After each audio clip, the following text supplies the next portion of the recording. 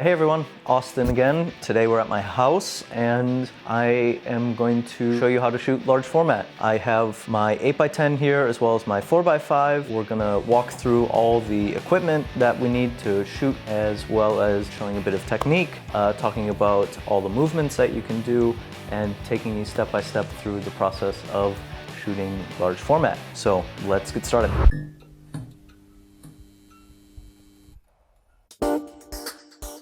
So I've got everything for the most part on this table here that you need to shoot. I've got my 8x10 and my 4x5. The 8x10 camera as well as the 4x5. On the back side here you have your ground glass, which is where the image is projected onto. I also have this add-on screen which is called a Fresnel screen.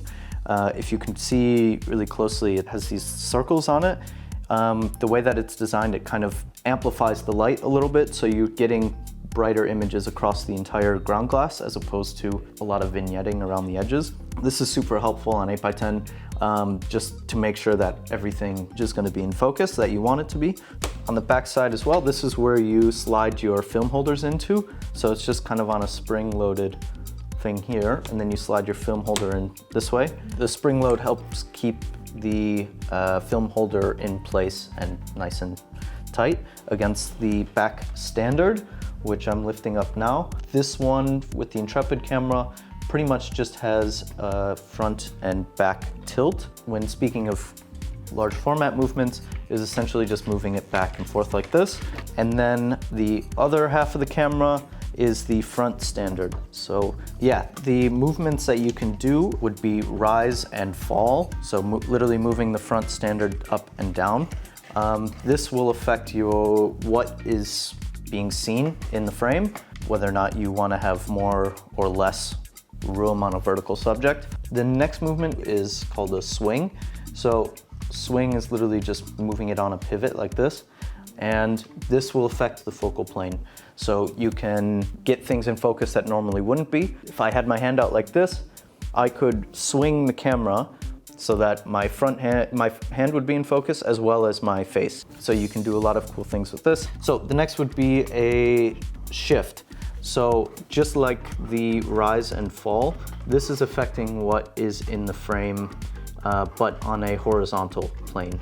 So if you have your framing correct, but you would like just a little bit more room on the left-hand or right-hand side of your subject, you would move this depending on which way you would want. And it's super useful for stuff like architectural shots because vertical lines are really important and the spacing of everything is really important. The next would be a shift. This is affecting your focal plane more on a vertical basis.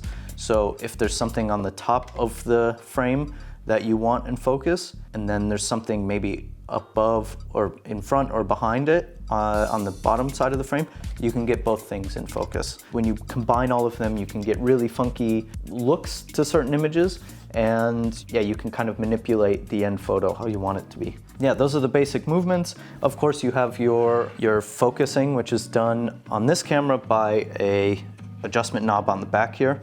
Yeah, and those are all the basic movements. So the lens I'm using is a Fujinon 250mm 6.7. For a 250mm lens like this, you're pretty much going to see the same framing as you would a 35mm lens on a 35mm camera. Large format lenses are pretty basic compared to other lenses, I would say. They all contain, or they all have three parts. You have the front element here, the shutter in the center, and the back element. And you can actually kind of swap out elements as well quite easily by just twisting off the front part, and then there's your shutter on the inside, and the same goes for the back side. So actually for lens cleaning and shutter cleaning, it's pretty easy to maintain these. They can be pretty bulky. If you looked at some, I think Fuji made like a 400mm or 450mm 8x10 lens, and it looks like a bazooka compared to this thing. So to mount the lenses, you just slide your plate in put this stopper down, and this works off of pressure. So if it leans forward too far, it's not gonna be able to open very easily. I don't trust it all that much, so I use a piece of tape to help keep the lens in place. Then the only other thing that you need to put onto the lens is your shutter release cable. What I've got here is probably 1/2 meter shutter release cable, so that just screws on there. And the mechanics of the lens, they are pretty simple as well. You have a lever for opening up the blades inside of the shutter, and this would be used for when you're focusing and composing. Then once you've got the image where you want it, you have to close it, cock the shutter. It's a spring-loaded shutter, and then once you're ready to go, you just press the button here, and it fires the shutter. Cool. Now I've got the camera back into its sort of storage position, and I'll go through the whole process of setting it up on a tripod.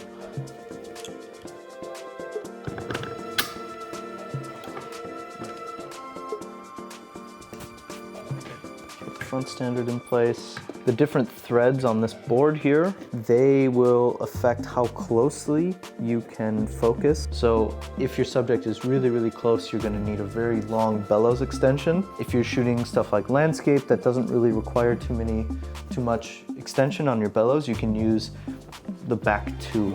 I like to start by having mine right in the middle. It's just a good all-around position. Your starting position is called zeroing out your camera. And that just means that everything is kind of in a centered position, so you haven't made any movements yet on the camera. So you would want to set it there, and you want to make sure that your back standard is totally vertical, so that when you start moving the camera around, you're always in the same starting position. Boom, you're all set. That is a fully set up, ready to shoot 8x10. How do you like my house slippers? All right, the next part of shooting large format is to have film holders. This is maybe just as crucial as every other piece of equipment, because this is actually where your film is stored.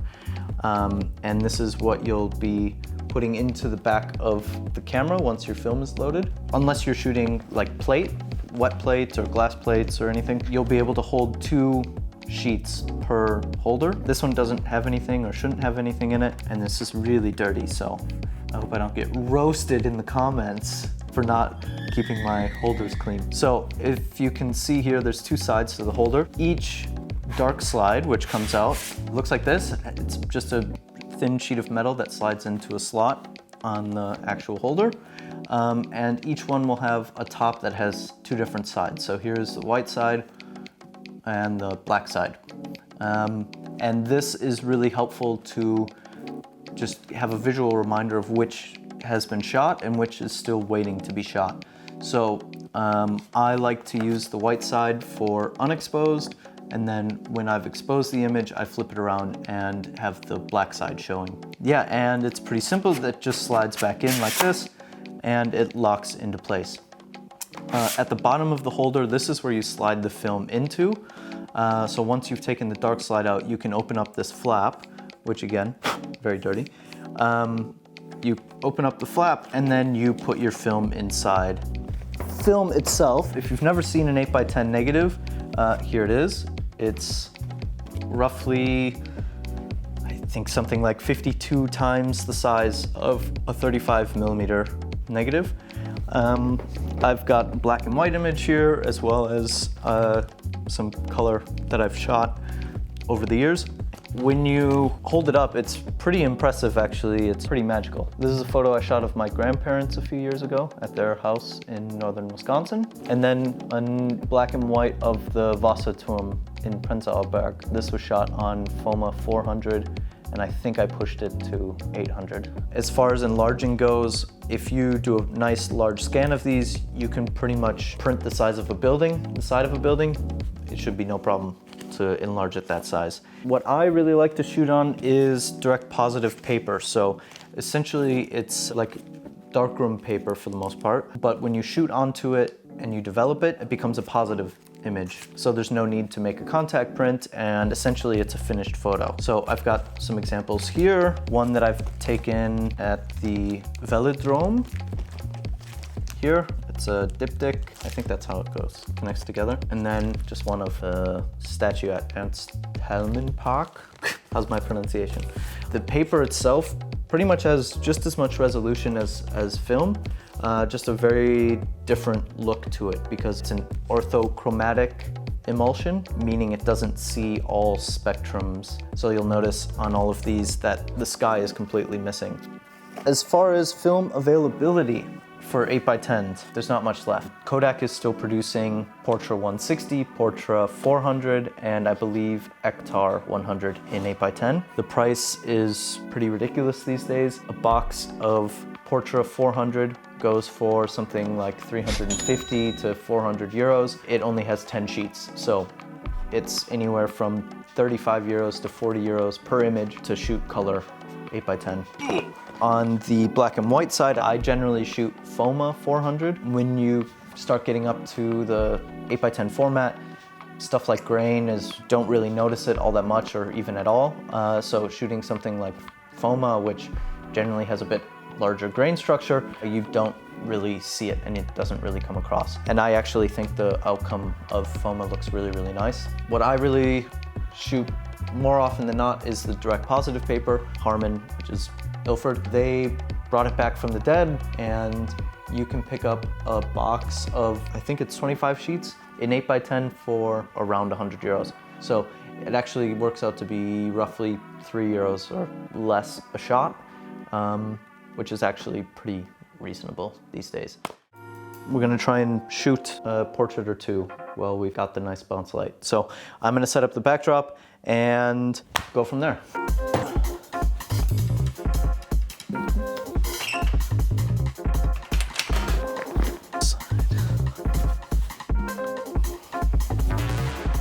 Studio Ficino open for business. I'm gonna actually shoot FOMA 400 to take this portrait, but I'll show you how to load the film holders using direct positive paper. All right, we are under the safe light, and I'm gonna load up some direct positive paper just to show you how to load it. This direct positive paper, like I said, isn't sensitive to red, so it's totally fine to load it in a red light. So the first thing I need to take out the dark slides, and I'll set them down and open up my box and take the paper out. You can tell which is the emulsion side because it's much shinier than the other side. I'll open up the flap at the bottom of the holder. There are two tracks that you slide the paper into. It goes all the way in, make sure it fits in the top, close it, and then close the dark slide. Like I said before, I keep the white side out to let me know that it's unexposed, and then I'll flip it when I've taken the photo. And then just do the same on the other side. Open up the flap, slide the paper in, it's not touching, and then turn this lever so that it's locked and I can't accidentally open it. Then just put your paper back in the box and you're all good to go. Boom, loaded. Let's shoot. We just finished up with lunch, and I've got the backdrop set up. I've got my lovely girlfriend Renee sitting in, who is going to be our model, and I'm going to take you through my process, my steps when I take a 8x10 photo. I usually start by just doing a basic check of composition, and then I'll usually have the subject position themselves so they feel comfortable, and then I'm going to look at things like where the light hits, what position looks the best for the subject. One of the coolest things when you go underneath the hood and you're looking at the ground glass is that everything is upside down and reversed. So when you're making your composition, you sort of have to think about how the world looks upside down. It still sort of messes with my brain a little bit when I'm doing it. You have to think that the bottom of the frame is actually going to be the top of your image. The left side is actually going to end up being the right side of the image, so on and so forth. So it takes a little bit of maneuvering and changing your perspective to get it right. If there's anything like maybe there's not enough headspace in the image, I will do a rise to give a little bit more headspace for the subject, or if I want more of the body, I'll do a fall in order to get more of the waist. I liked where I was at, so I think I was about here. Lock it in place. The next thing that I'm gonna do is just start focusing on the subject, and the bottom knob again moves the front standard forward and back, causing the image to go in and out of focus. The tool that I'm using to check my focus is a loupe, just a basic loupe. On 8x10, the image is so large, it's pretty easy to tell when you're in focus. But when you start stepping down to 5x7 or 4x5, a loupe is really, really helpful to figure out when you're actually in focus. So I'll go in and I'm just gonna focus on Renee's eyes. Maybe I am gonna do a little movement on the front standard to see if I can get both eyes in focus. And I think I've got it. Once I'm in focus, I will close my shutter and do a light reading. I'm using a Sekonic Flashmate L308S. Super nice for a digital light meter. So I'm gonna shoot FOMA 400, but I'll shoot it at 800. Generally when I'm shooting negative film, I'm gonna expose for the shadows, just so that I'm not losing any details in there. So I'll do my reading. F8 at 1/8 of a second. So I'm going to set my shutter speed to 1/4 of a second, giving it a little bit extra light. It'll ensure that even the darkest parts of your subject are going to get recorded onto the film. Generally, most negative film can be overexposed by quite a bit and it won't harm the highlights at all. Once you've got it, you can just close the blades, cock the shutter. So, film holder, I'm gonna load it in. Just pull the back off, guide it in. Once it clicks, it's in position. You wanna make sure that you don't have any space down below here for any light leaks. Aperture blades are closed. Then pull the dark slide. We'll flip it around and just leave it in here like this, ready to fire. And 3, 2, 1. Just like that. Dark slide goes back in. Film holder comes out and it's ready for development. Yeah, that's basically it. That's by and large the entire process of shooting 8x10. Once we get out into the park and we have a bit more light and a little bit more varying subject, we can show you a little bit more on the movements of the camera, of the front and back standard and what they do. But for now, let's take this image that we just took, go to the darkroom, develop it, and see how it turned out. All right, we're back at the shop. I am going to go into the darkroom and load up the shot that we just took. I'm loading it into a standard Jobo tank, a 2500 tank, and I'm using this holder here. Essentially, it's just a modified film spool. You slide the sheet into one of these tracks with the emulsion side in, and then you clip the edges together like this to keep it from touching the outer wall, and you just process as you would normal film. So I'm gonna jump in, load the film, and I'll come back out. No boys allowed. One eternity later. Okay, so I'm loaded and I'm ready for processing. One side of the holder didn't have a sheet in it, so I'm hoping I didn't just double expose onto another photo, but we'll see. 500 milliliters of the Xtol solution, 500 milliliters of Wawa. I'm gonna probably develop for around 18.5 minutes. I'm not gonna be super precise with this. I'll see what comes out on the other end.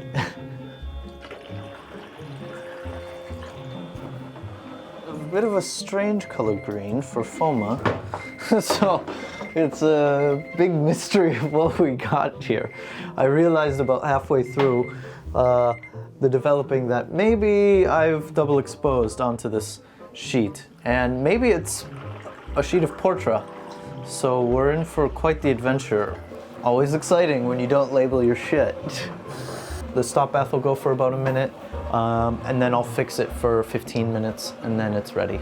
Now I've just got it in a final rinse bath.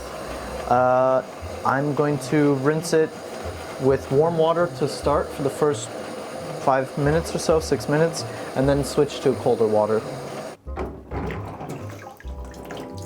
Okay.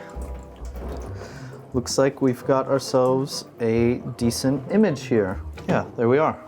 Here's our shot that we did at the house. Maybe a bit underexposed. Overall, I think it's okay, and the scanner should be able to pick up most of everything on here. All right, that'll probably take about 10-15 minutes to dry, maybe a little bit less. Once it dries, we'll package it up and go over to the lab and scan it.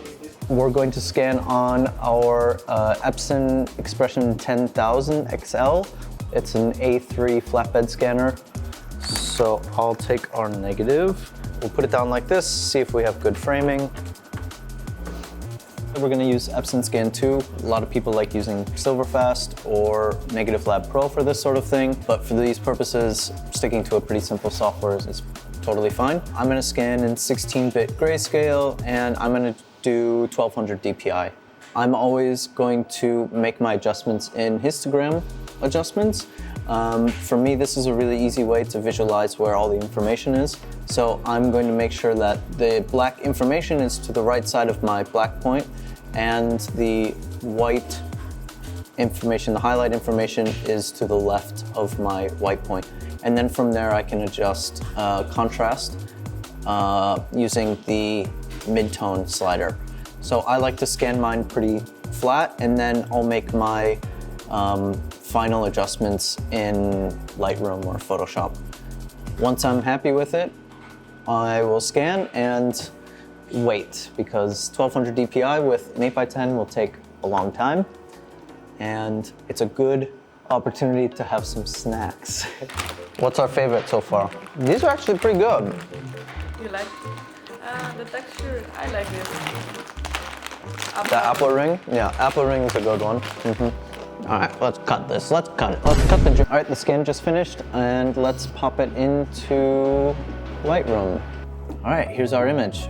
The scan could have been a little bit brighter, I would say, but overall, pretty happy with the image. Now, earlier I talked about resolution, and one of the biggest upsides of shooting large format, especially 8x10, is the amount of detail that you get, and this is a perfect illustration. So let's focus in on the eyes, and you can see just how much detail is captured still in such a small area. These eyelashes, every single one is still captured from the smallest. This is just made less than 1% of the actual part of the negative, and the amount of detail is pretty ridiculous, actually. And this is without any sharpening on or anything, so if I even add a little bit of sharpening, we can amplify that detail even a little bit more. There's the final. Boom, you've got it. All of our hard work the whole day for one image. Look at us, we're pros. Well, there you have it. That is shooting large format from beginning to end. Hopefully you learned something. Hopefully it was interesting to watch. Thank you for watching, and yeah, we'll see you when it's a little bit warmer to do some portraits outside. Should you get my tattoo as well? My large format?